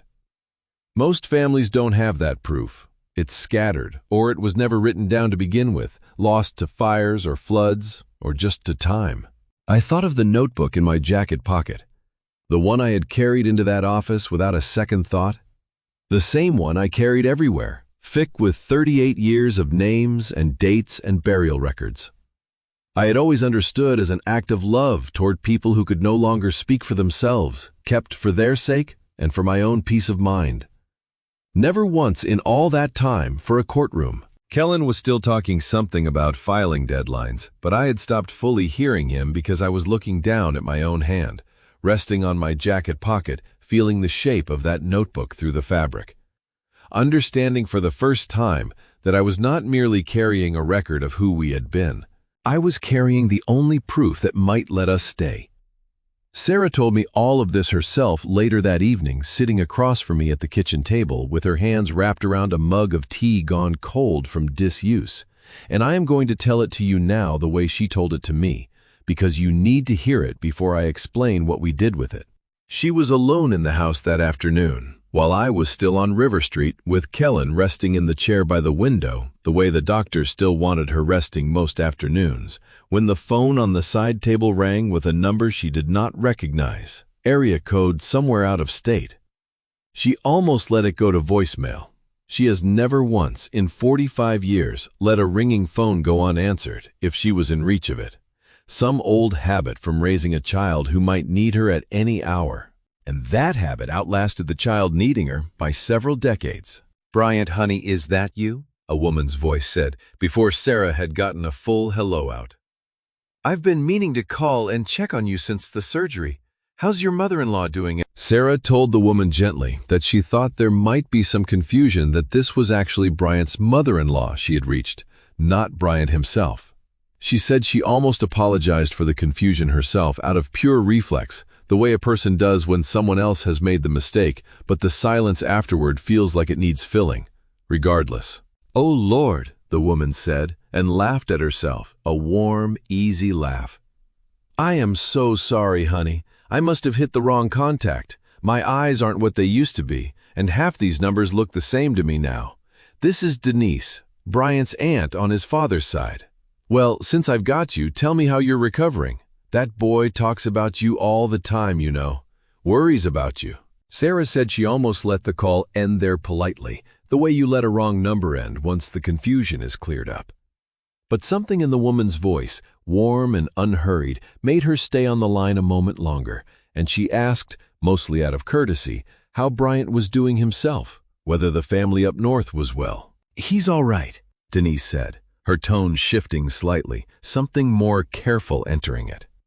"Busy with all this work business he's got going, buying up land shares or whatever it is he does now. Funny that boy ending up in real estate, considering—" She stopped herself there, the particular stop of a person who has said more than they meant to and is deciding whether to keep going. Considering what Sarah asked. Considering what happened to his granddaddy, Denise said, quieter now, "You know that story, don't you know? I suppose you might not if you only met him as a grown man. Bryant was 9 years old when they lost that place in South Carolina. The family land his own great-grandfather had cleared with his hands, 40-some acres near a river that don't exist on any map worth mentioning anymore. Some cousin none of us had ever met, 3 or 4 times removed, sold his little sliver of it to a paper company for next to nothing. And next thing anybody knew, the whole parcel got forced into a sale nobody wanted, and Bryant's granddaddy was standing in the yard with sheriff's deputies, telling him he had 30 days to clear out a house his own daddy had built board by board. Bryant was right there, 9 years old, standing on that porch. Saw the whole thing happen in front of him. Cried for a week straight, that child did. Wouldn't hardly eat her. And I don't believe he ever really stopped being angry about it. Not underneath. Not where it counts. Even now, grown with a job and a wife and a house of his own, Sarah said the line went quiet for a moment after that. Both women sitting with it, the particular silence of 2 strangers realizing at the same moment that more had been said than either had intended. Denise seemed to catch herself again eventually and asked, brighter, forcing something lighter back into her voice, whether Sarah needed anything, whether she should let her get back to resting, whether Bryant had been by to see her mother-in-law lately. Small, ordinary questions stacked quickly on top of the thing she clearly wished she had not just told a stranger. Sarah said goodbye. She set the phone down on the side table and sat there a long while in the afternoon light, the mystery novel still open face down on the arm of the chair where she had left it forgotten. Now, its plot suddenly the least interesting thing in the room. Her hands, when she finally looked down at them, were trembling slightly against the arms of the chair, not from fear exactly, she told me, but from something closer to grief, an old grief that did not even belong to her, borrowed second-hand from a 9-year-old boy she had never met, standing on a porch that no longer existed. She stayed like that, not moving, not calling anyone, until she heard my truck pull into the driveway and understood she would have to decide in the next few minutes exactly how to say what she had just learned and to whom she owed the saying of it, first her husband, or the man she had just discovered was not entirely the villain she had already half convinced herself he was. I came through the front door, still holding Kellen's business card in my hand, having apparently forgotten to put it away sometime on the drive home, and found Sarah exactly where she had told me later she had been sitting the whole time, the tea gone cold, her hands finally still. She told me everything Denise had said, start to finish, in the same steady voice she uses to deliver bad news about anyone measured complete. No detail softened for my benefit. I sat with it a long moment after she finished, the two of us quiet at the kitchen table, the refrigerator humming its low, steady note in the background, the way it had hummed through every hard conversation that house had ever held. Then I picked up my phone and called Bryant directly, which I had not done in longer than I could remember, and asked him, in a voice I kept as even as I could manage, whether he had time to come by the house that evening. He said he did. He did not ask why, which told me something, though I could not yet have said exactly what. He arrived a little after 7, alone, without a fruit basket this time, and I understood from that small absence that some part of him already suspected this was not a social visit. I watched him from the front window before I opened the door, sitting in his car in our driveway a moment longer than necessary, the way a man sits before walking into a meeting he has already guessed will not go his way. Sarah and I sat him down at the kitchen table, the same table where I had written names into a notebook until my hand cramped. The same table where Sarah had once told me over coffee that she thought Aurora might finally be pregnant, months before it turned out not to be true. And I did not offer Bryant tea. "Aurora's at home," Bryant said, glancing between the two empty chairs at the table, as though her absence needed explaining. "She's got a work thing tonight, some client dinner. I can tell her whatever this is about if you'd rather wait." "This isn't about Aurora," I said. "It's about you." I know about the filing, I told him before he had fully settled into the chair. "I saw the paperwork myself. Your title's on it. Family Relations Coordinator." Something moved behind his eyes, not quite surprise, more like recalculation, a man adjusting a script he had not expected to need this early. "Cassius," he started, "that's not exactly what it looks like. I can explain the structure of how the company—" "I'm not finished," I said, and something in my own voice surprised me, a flatness I do not use often, reserved for exactly this kind of moment. Sarah reached over and put her hand flat on the table, not touching him, not touching me, just present between us, the way she does when she wants a room to slow down. "We know about your grandfather," Sarah said, "about South Carolina, about what happened when you were 9 years old, standing right there on that porch while they gave your family 30 days. The color left Bryant's face slowly, not all at once, the way a room dims when a cloud passes, rather than when a light switches off. He looked between the two of us, and for the first time in 19 years of watching that particular face across tables like this one, I saw it without a smile arriving anywhere on it, early or late. "How do you started, then stopped, then tried again?" "That's not," he said. "That has nothing to do with this." "Doesn't it?" Sarah asked, her voice gentler than mine had been, which somehow made it land harder. "You watched your own family lose everything to exactly this, and now you're doing it to mine with a job title and a filing fee, to a family that took you in at every holiday for 19 years, that sat you at the head of the table more times than I can count." "I'm trying to protect you," Bryant said, and his voice had lost the smooth financial register I had heard from him a dozen times, now gone rougher, faster, less rehearsed than anything I had heard from him before. "You don't understand what happens if someone else gets there first.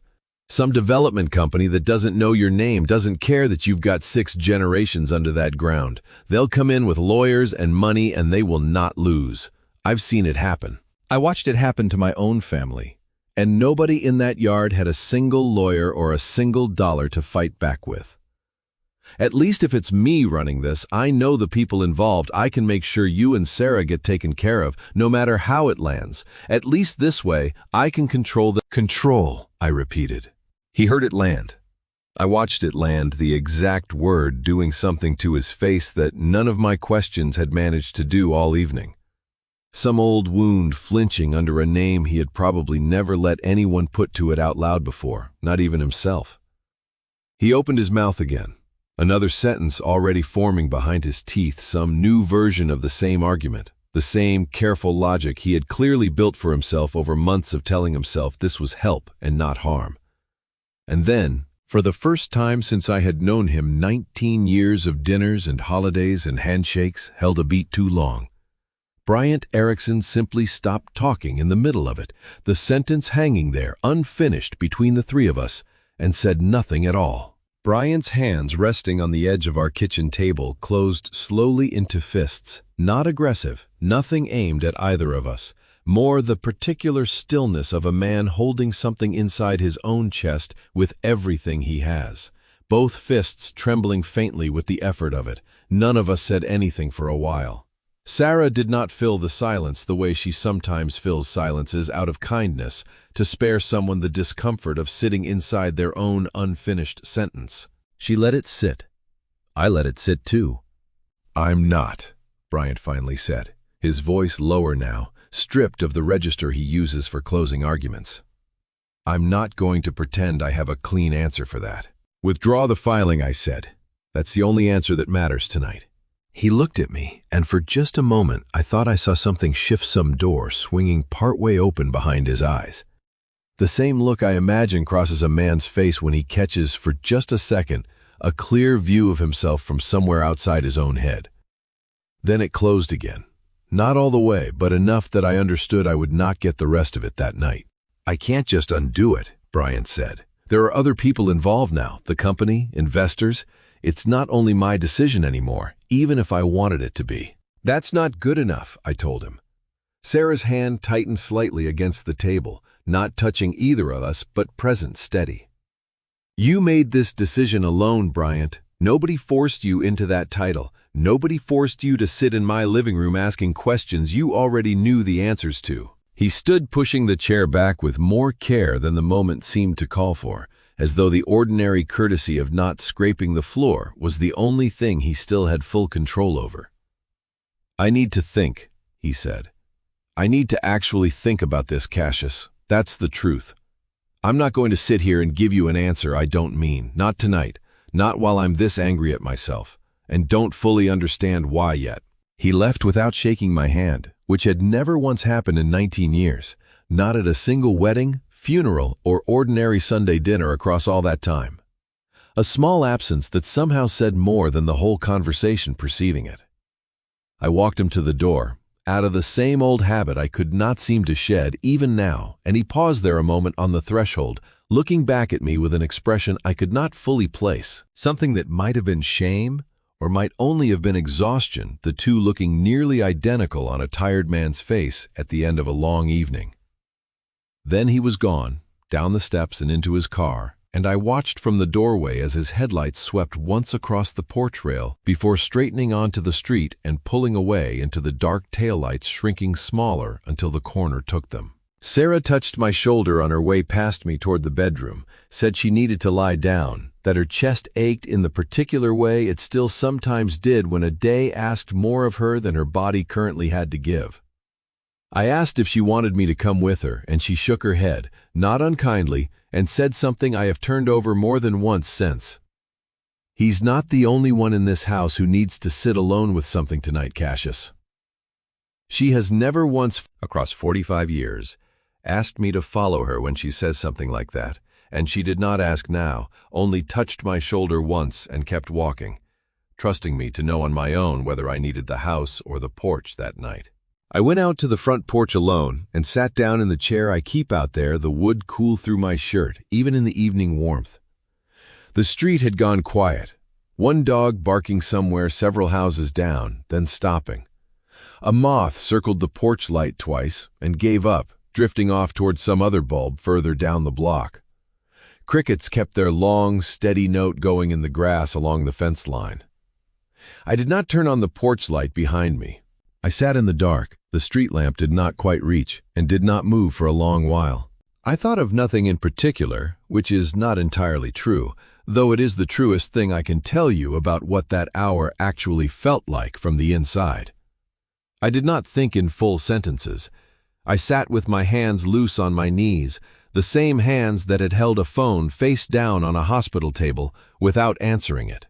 The same hands that had folded themselves quiet across 38 years of choosing not to ask the harder question when a softer one would let the room stay calm a little longer.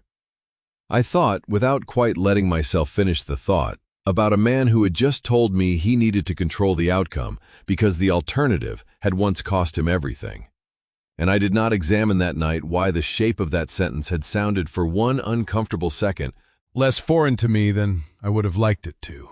I do not know how long I sat there before I finally stood and went inside, only that the porch light had drawn a small crowd of moths by the time I did, and that the chair I left behind was still faintly warm when Sarah checked on it the next morning, the way she told me later, without either of us needing to say much else about it. Maurice Foster found me in my office 4 days after that night on the porch, standing in my doorway rather than sitting across from me the way department chairs usually do when they want something small, which told me before he opened his mouth that whatever he had come to say was not a small thing. "Cassius," he said, "the university's planning its 50th anniversary celebration for the History and Cultural Studies program next week.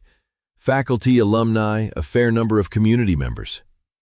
He paused and knocked twice on the doorframe with 2 knuckles, a habit of his I had noticed for years without ever asking about it, the particular rhythm of a man giving himself a beat before saying something he considers important.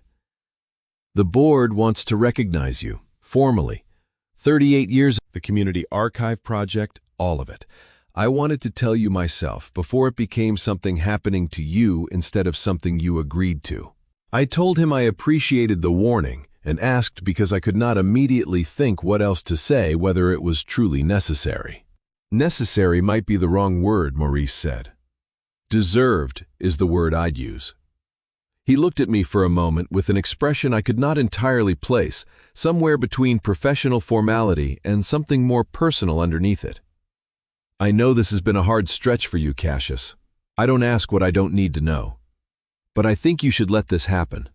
I think you've earned 1 good hour before whatever else this year has planned for you." The ceremony was held the following Thursday evening in the university's main hall folding chairs, set in rows beneath the old oil portraits of long-dead presidents, a string quartet from the music department working through something I did not recognize but that Sarah, seated beside me in her good gray dress, hummed along to under her breath as though she did. She had ironed that dress twice, once the night before and once again that afternoon, though it had needed neither ironing, and I understood well enough by then not to say so out loud. Maurice spoke first, then 2 other faculty members, and then, near the end of the program, he called my name and asked me to stand. I do not remember every word of what he said about me. I remember him describing the Community Archive Project the way I have never once described it myself, not as a hobby, not as something I did on the side of my real work, but as 38 years of insisting 1 notebook entry at a time that a family without a courthouse deed still had a history worth defending. He mentioned the burial ground surveys. He mentioned the oral history recordings I had spent entire summers driving out to collect, sitting on porches across 3 counties with a cassette recorder and then later a digital one, asking old men and women to tell me things they had never told anyone who thought to write it down. My hand moved without my deciding it should, to the outside of my jacket pocket, feeling the familiar shape of the notebook through the fabric, the same gesture I had made without noticing a dozen times that week already. A young woman stood up from the 3rd row before Maurice had finished speaking. Braylon Perkins, one of my former students, now teaching high school history 2 counties over, her voice carrying clearly across the hall without a microphone. "I want to say something, if that's all right," she said, and did not wait for permission before continuing. "My dissertation on coastal land loss used Professor Walls's archive as its primary source. Every citation, every name I was able to trace back to an actual family, instead of a blank line on a tax record that came from his notebooks. I would not have a career studying this if he hadn't spent decades writing down what everyone else assumed didn't need writing down." The room applauded longer than I expected, longer than I was entirely comfortable receiving, and Sarah's hand found mine somewhere in the middle of it and held on her thumb, moving once slowly across my knuckles, the exact gesture she had used the night before Bryant first came to our house, asking about protection. I looked over at her and found her already looking back at me, eyes bright in a way I had not seen since before the surgery. And for just that moment, sitting in a folding chair beneath portraits of men who had never once had to fight this hard to be believed about their own history, I let myself feel exactly as good as the room was telling me to feel. Maurice caught me in the hallway afterward, while people were still filtering out toward the reception table with its sheet cake and coffee urns, and told me quietly that the county courthouse had confirmed a preliminary hearing date for the following Monday. 4 days away. He said it gently, the way you deliver a second piece of news to someone still holding the first one, watching my face carefully to see how much of the good hour I had just had was still available to be spent absorbing it. "I'm all right," I told him, though I am not certain, looking back, that either of us fully believed it.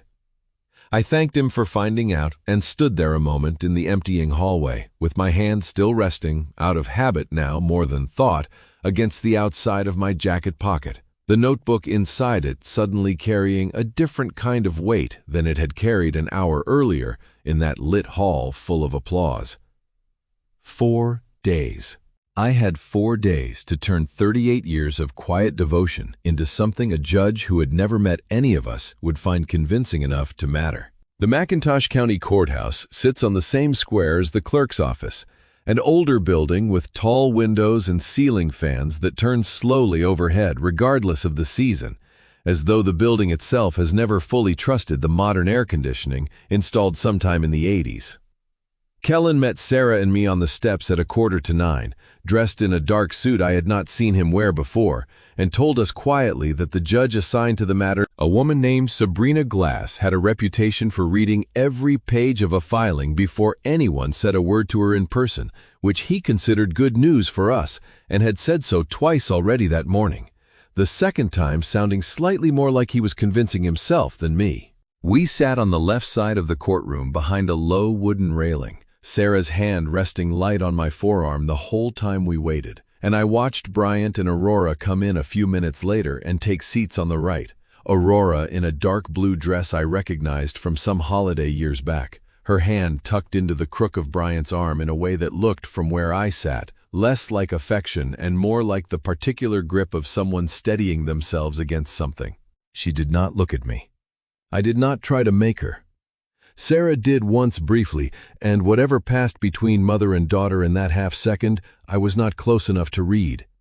Only close enough to see that something had in fact passed. The gallery filled in slowly around us, a scattering of law students from the local college taking notes for some class assignment, a reporter from the county paper I recognized from a piece she had written on the anniversary celebration only days before, and near the back, unexpectedly, Amelia Holloway in her good church coat, who caught my eye once and gave me the smallest possible nod before folding her hands in her lap and settling in to watch. Judge Glass took the bench precisely on time, reading glasses on a chain, and called the matter. And Sutton Newton stood at the table beside Bryant to deliver the company's opening argument. "Your Honor, this is a straightforward heirs property matter." Sutton began, his voice smooth in a way that had clearly been practiced across many rooms exactly like this one. "My client holds validly assigned interests, representing a clear majority of the co-tenancy shares in the property at issue. Under Georgia's Uniform Partition of Heirs Property Act, the court's obligation is to determine whether partition in kind is practicable, and where it is not, to order a sale that fairly distributes value among all co-owners according to their percentage interest."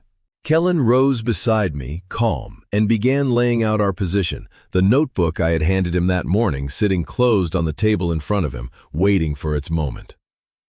The burial ground surveys the oral histories, the continuous occupancy going back 6 generations, the argument for partition in kind rather than a forced sale. Sutton let him finish without interruption, and then, when it came time for rebuttal, opened a folder of his own with a small, contained smile that I recognized, having seen its exact cousin on Bryant's face more times than I could count across 19 years.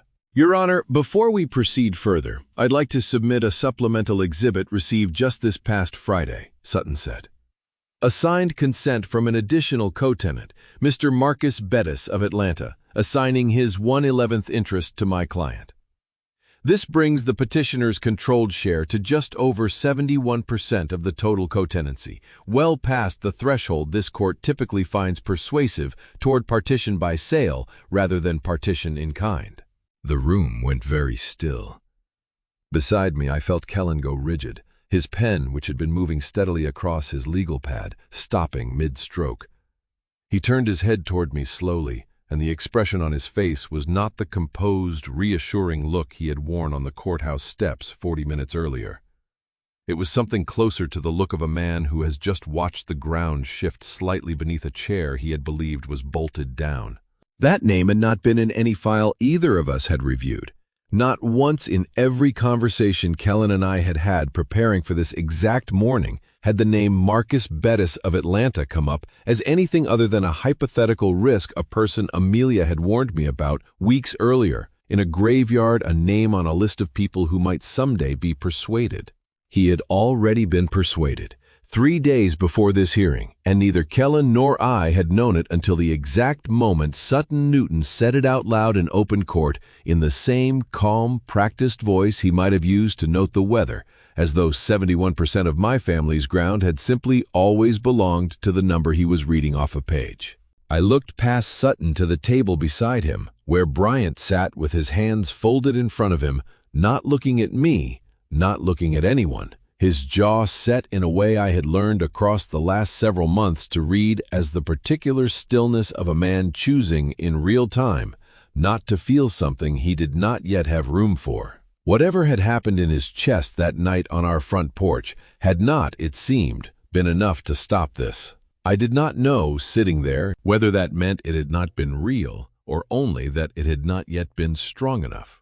Kellen leaned toward me and asked in a low voice meant only for the two of us whether I trusted him to handle the response, whether I wanted to sit this part out and let him argue the law the way the law is normally argued in rooms like this one. I told him no. I told him there was one thing I could do that he could not, and that I intended to do it now, while the room still remembered the shape of the number Sutton had just handed it.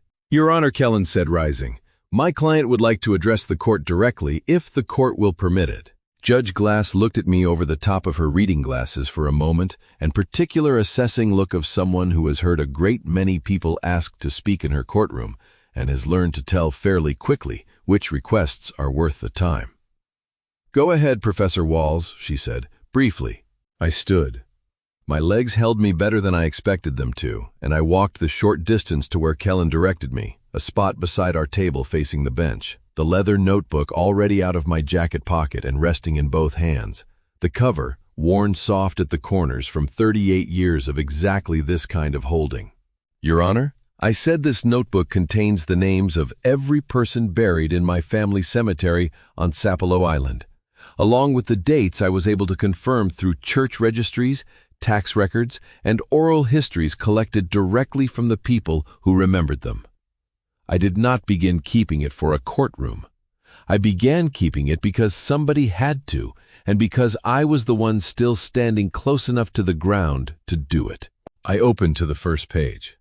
My hand, I will tell you honestly, was not entirely steady doing it, and I was aware in some distant corner of my mind of Sarah in the gallery behind me, of Kellen beside the table, of Bryant across the aisle with his hands still folded in front of him, though I did not look at any of them.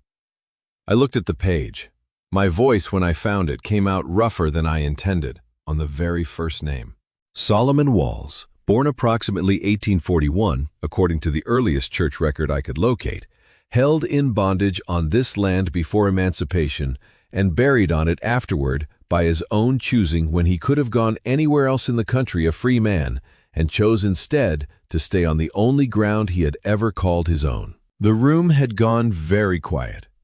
I could hear the ceiling fans turning overhead their slow mechanical creak, and beneath that, nothing else at all. His daughter Clementine Walls Bettis, born 1866, the first child in this family born free, who is the reason half the Bettis line exists at all, including, I would note for the court, Mr. Marcus Bettis of Atlanta, whose signature this morning traces directly back to the woman I am now describing. I kept going. I read the name of Clementine's son, my great-grandfather, who had testified before a federal commission in 1902 about a dispute nearly identical to this one, and one though the transcript of that hearing had taken me 4 years to locate in a records warehouse in Atlanta that nobody had properly cataloged in decades. I read the name of his daughter, my grandmother, and the specific bend in the tidal creek she had once described to me, 80 years old and still able to draw the shoreline from memory on a paper napkin at her kitchen table, insisting the creek had moved 11 feet east since her girlhood, and daring anyone at that table to prove her wrong about it. I read the name of her son, my father, who had worked that same ground with his hands until the year he died, and never once in 81 years spent a single night sleeping anywhere else. And I read my own name, last, not because I intended to include myself among the dead, but because the notebook, I realized only as I said it aloud, had already recorded my own birth on that island in its very first pages, in my mother's handwriting, decades before I ever thought to pick up a pencil of my own and continue what she had started. I did not trust my voice at all by the time I reached that last line, and paused there a moment, letting the silence hold the space my voice could not. 6 generations, I said again, quieter now, because the second time a true thing is said does not need the same volume as the first. Continuous, documented. Every name in this book connects to the exact acres Your Honor is being asked to order sold at auction to a company whose founders have never once set foot on that ground, never stood at low tide and watched the marsh grass bend the way I have watched it every year of my life and every year of my father's life before me. I closed the notebook. The courtroom held its silence a moment longer, no one quite ready yet to be the first sound in the room after that many names, the ceiling fans turning their same slow rotation overhead, indifferent, patient, the way that particular sound had followed me through nearly every hard room I had sat in that year. I stood there and let the silence hold, because I had learned across 38 years of ending every lecture on time that some things should not be rushed past the moment they finish landing. Somewhere behind me, I heard what I was fairly certain was Sarah exhaling a breath she had likely been holding since I first opened the cover. Judge Glass sat with the notebook's silence a moment longer before she moved at all long enough that I heard somewhere behind me someone shift uncomfortably in a wooden pew. Then she took off her reading glasses and set them on the bench in front of her. A small gesture that seemed to settle the whole room slightly, and looked at Sutton Newton for a long moment before she spoke. "Mr. Newton," she said, "does the petitioner have any documentary evidence of continuous occupancy or ancestral connection to this property, comparable to what the court just heard, dating back further than the assignments obtained over the past several months?" Sutton hesitated just slightly. The kind of hesitation a well-prepared attorney tries never to let a judge see. "Your Honor, the petitioner's position rests on the validity of the assigned shares themselves, not on a—" "That's not what I asked," Judge Glass said, not unkindly, but without any give in it either. "Does the petitioner have such evidence?" "No, Your Honor," Sutton said. "Not of that character." She nodded once and picked her glasses back up and looked down at the notes in front of her for what felt sitting there like a considerably longer time than it likely was, though I have since learned, comparing notes with Kellen, that it could not have been more than perhaps 20 seconds. 20 seconds is a very long time to sit still inside. The court finds that the respondent family has demonstrated continuous documented occupancy and ancestral connection to the subject property spanning approximately 180 years, she said, her voice moving into the particular flat cadence of a judge reading a ruling into the record rather than simply speaking. Under the Uniform Partition of Heirs Property Act, this weighs heavily in favor of partition in kind. The court further finds that the timing and manner in which several co-tenancy interests were assigned to the petitioner raises sufficient question as to warrant closer scrutiny before any sale could be considered equitable to all parties. The petition for partition by sale is denied. The court will instead appoint a referee to explore partition in kind, preserving the property within the family consistent with the evidence presented today. I do not remember standing up, though Kellen told me afterward that I did briefly before catching myself and sitting back down. What I remember clearly is the room itself in the seconds directly after Judge Glass finished speaking. Not applause. Courtrooms do not allow applause, but something close to it in its absence. A released breath moving through rows of people at nearly the same moment. Chairs creaking as bodies that had been rigid for the better part of an hour finally allowed themselves to soften.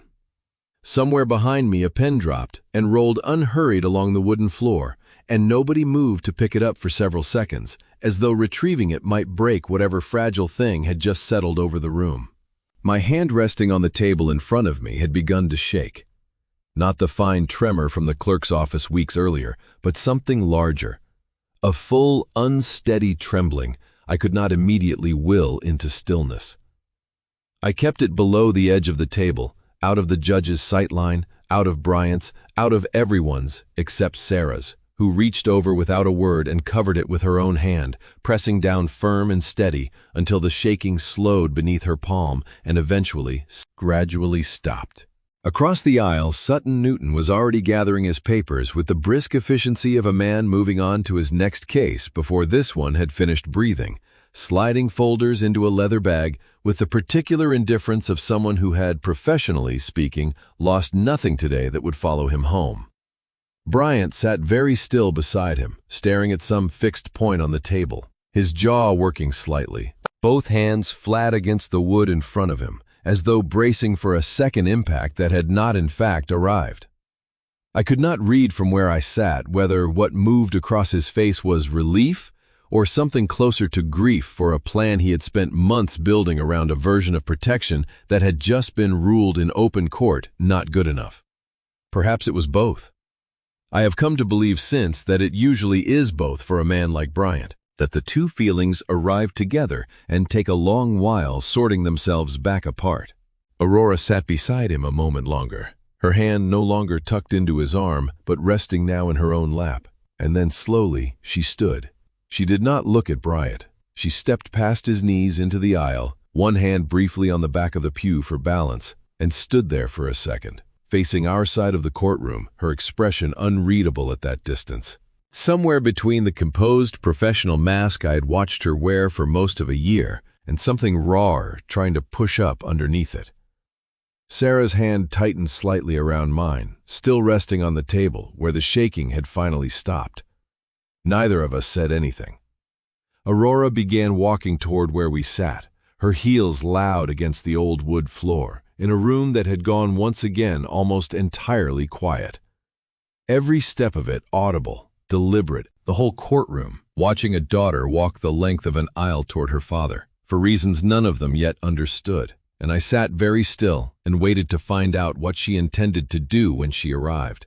Aurora reached the railing separating the gallery from the well of the court, just as the bailiff began the small, ordinary business of clearing the room, gathering exhibit binders, resetting chairs, the particular anticlimax that follows every courtroom moment once the drama of it has technically concluded. She did not say anything there, in front of everyone, only reached over the railing and gripped my hand once, hard, her eyes bright and unsteady, before Kellen touched my elbow and said, gently, that we should probably continue this outside. We found the hallway outside the courtroom mostly empty, the reporter already gone, Emilia offering me a small private nod on her way past toward the exit, her church coat buttoned against the air conditioning, satisfied with what she had come to witness. Sarah and Kellen hung back near the water fountain to give Aurora and me the room I think both of them understood we needed. Kellen already pulling out his phone to make some call about the referee appointment. Sarah simply standing with her arms crossed, loose over her chest, watching us with an expression that held no urgency in it at all, only patience, the particular patience of a woman who had waited considerably longer than one hallway conversation for this exact moment to arrive. Bryant stood a short distance down the corridor near the elevator bank, not approaching, not leaving either, simply standing with his hands in his pockets and watching the two of us with an expression I could not read from that distance and did not particularly try to. Dad, Aurora said, and stopped and started again. I didn't know about any of it. The forced sale thing, what that actually meant, what it would have actually done to you and Mom. I told myself it was just paperwork, business. I let myself believe that because believing anything else meant asking questions I didn't want the answers to. I did not say anything yet. I have learned across a great many hard conversations this year that silence sometimes does more work than a response, and I let it do that work now, watching my daughter find the rest of what she had walked over here to say. Her hands, I noticed, would not stay still, moving from the strap of her bag to the hem of her sleeve and back again, a restlessness I recognized because I had spent most of that same year fighting the same particular urge in my own hands, the need to hold something, anything, while a larger thing settled. I'm sorry, she said quieter. I'm not going to pretend I understand everything that's happened between us all these years, all the ways I've kept you at a distance without ever really explaining why. I don't have that whole conversation ready yet. I don't know if I ever will. But I heard what you read in there, every name. And I understood sitting in that room that I have spent my whole adult life running from something I should have been running toward. I told her I appreciated hearing that, and meant it, though I did not reach for her the way some part of me wanted to. Because I have also learned this year that reaching too soon can close a door that has only just begun to open. Some things I have come to understand cannot be rushed toward without driving them further away. The same lesson the ground itself had spent 38 years teaching me through patient, unglamorous work. And I found myself applying it now, standing in a courthouse hallway, to something considerably more fragile than a piece of land. I'm not asking you to fix everything today, I told her. I'm asking for one evening. We're keeping watch night at the house this year, same as always, the last night of December. Your mother would like you there. I would like you there. Not to solve anything, just to be in the room. Aurora looked past me briefly toward Bryant, standing by the elevator, something complicated moving across her face that I did not try to interpret, though I noticed, watching her, that whatever she felt looking at him now was not the same thing she had likely felt looking at him 19 years earlier, walking down some aisle in white, certain of exactly who he was and what he could offer a life built around him. She looked back at me. I can't promise I'll come, she said. I want to be honest with you about that at least. There's a lot I still need to work through about him, about us, about what kind of daughter I've actually been able to let myself be. And I think if I promised you tonight standing here, I'd just be doing the same thing I've always done, telling you what you want to hear, because it's easier than sitting in the actual mess of it. I told her that was fair. I told her I would leave the porch light on regardless whether she came or not, the way I had left it on every night that entire year without her once needing to ask why. She did not say anything else. She looked at me a moment longer, her eyes wet now in a way she was clearly trying to manage without letting it show fully, and then she nodded once, a small, definite motion, and turned and walked back down the hallway toward Bryant, her heels echoing against the tile the same way they had echoed across the courtroom floor minutes before.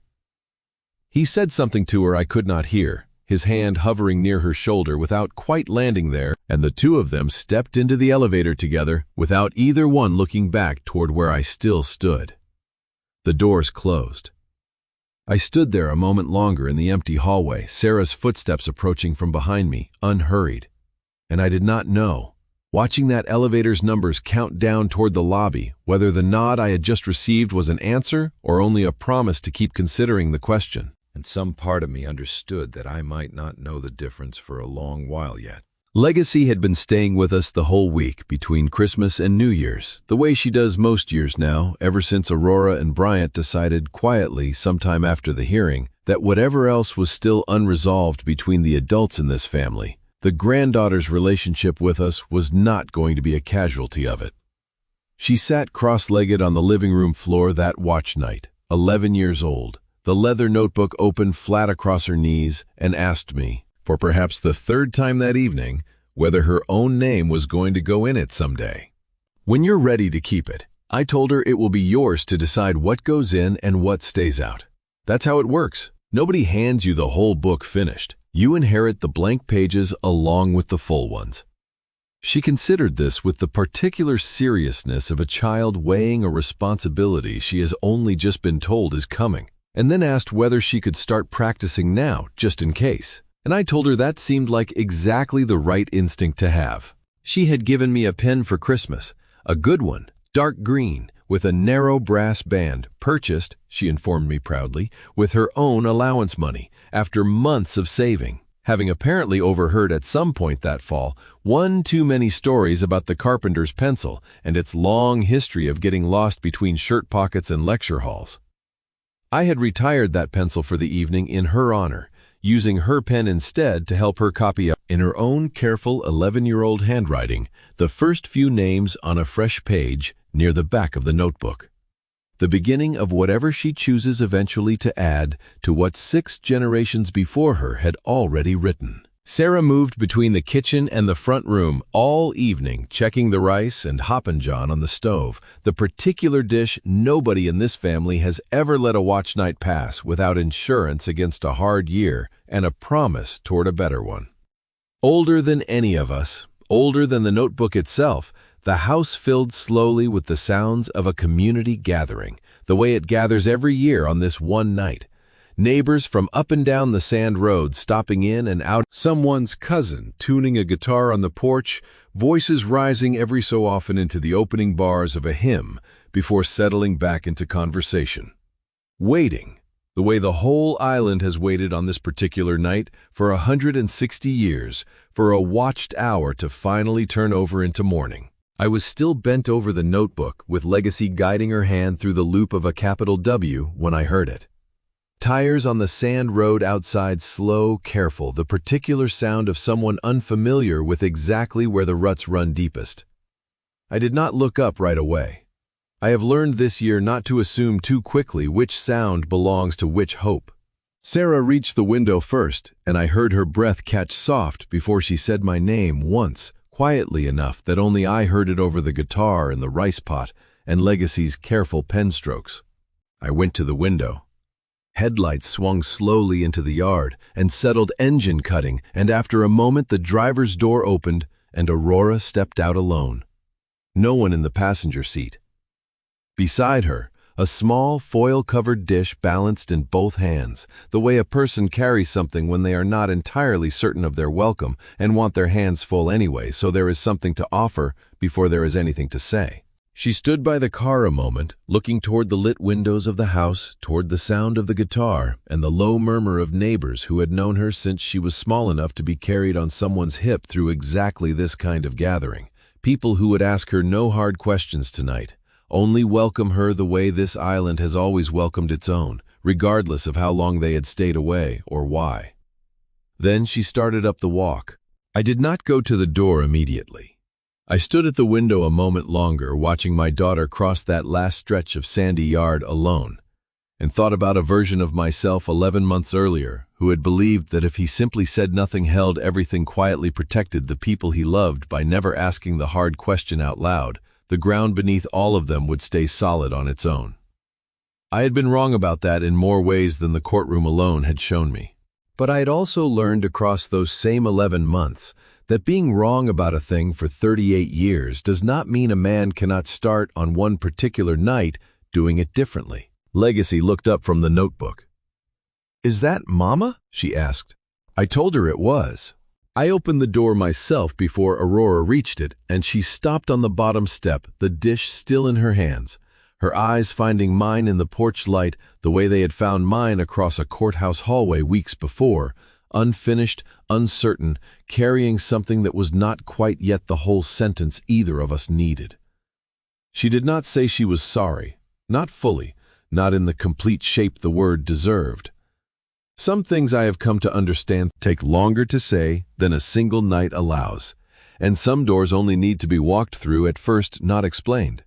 "Come in," I told her. "We kept a plate warm for you." She came up the steps, and I stepped back to let her pass, and behind me the guitar kept playing, and the rice kept warm on the stove, and the whole island kept its old, patient watch toward morning, the way it always had, the way I imagined it always would, whether or not any single one of us inside that house had yet finished saying everything we still needed to say to each other. The porch light stayed on past midnight that year, the way it had every night since spring, though nobody in the house needed it to find their way home anymore. On the kitchen table, the leather notebook sat closed beside a dark green pen with a narrow brass band, waiting unhurried for whichever hand reached for it next. Outside, the tide moved the way it always moves, indifferent to courtrooms, indifferent to daughters, patient with everyone who has ever stood on that shore, and needed more time than the water was willing to give. I spent 38 years believing a quiet man causes no harm, that keeping a family's peace meant keeping my own mouth shut about the things that hurt. I have learned slower than I would like to admit that silence protects nothing. It only postpones. The people who love you do not need you smaller, softer, easier to manage. They need you present, even when presence costs you something. Land can be defended with documents. A family can only be defended with the truth spoken plainly, at the exact moment it is hardest to speak it, and spoken again and again for as long as it takes someone to finally hear it. I do not know whether God places a hard year in a man's life to break him, or to finally show him what he was always made of. I only know I prayed more that year than in the 20 before it combined, and that God in his own quiet way answered less with miracles than with the courage to finally say what needed saying. I thank God for that courage still most mornings before I have even fully opened my eyes. If it were you standing where I stood, would you have kept the peace for 38 years, or spoken the first time something felt wrong? I would love to hear what you would have done, and what silence has ever cost you. If this story found something true in you, tell me in the comments, and stay close. We will be here.